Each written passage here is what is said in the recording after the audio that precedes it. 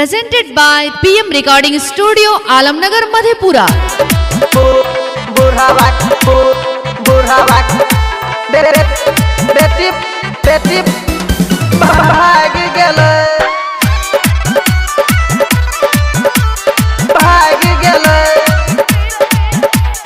Presented by PM Recording Studio, Alamnagar, Madhepura.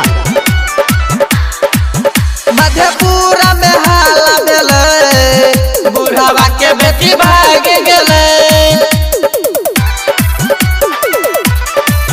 Madhepura में हाला भेले बुढ़ावा के बेटी भाग गेले।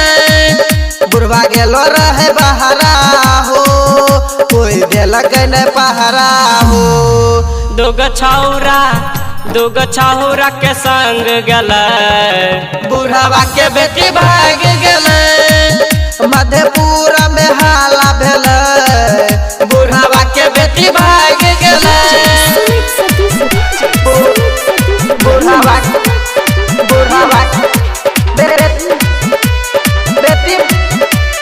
बेटी भाग गेले।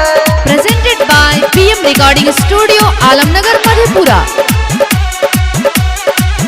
छौरी रहे बेशरम नहीं कैल के शरम चले ओढ़नी उतारी हो। रहे राजावे से फसल ओकरा दिलावे में धसल के न रहते बेचारी हो।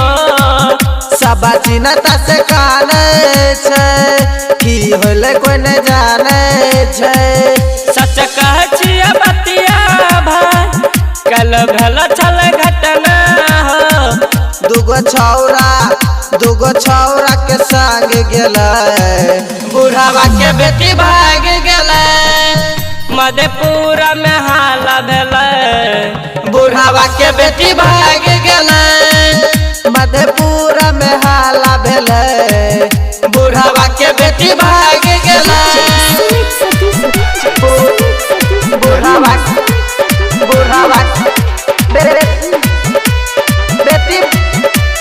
बेटी भाग गेले।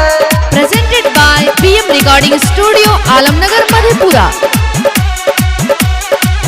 राइटर सोनू के फसाई गेले बुढ़ावा के बेटी भाग गेले।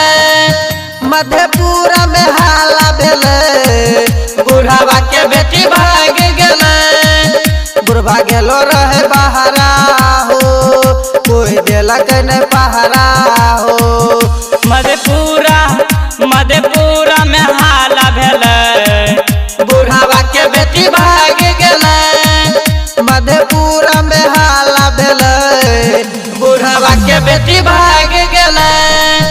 मधेपुरा में हाला भेले भैया बुढ़ावा के बेटी भाग गेले। मधेपुरा में हाला भेले बुढ़ावा के बेटी भाग गेले। Presented by PM Recording Studio, Alamnagar, Madhepura.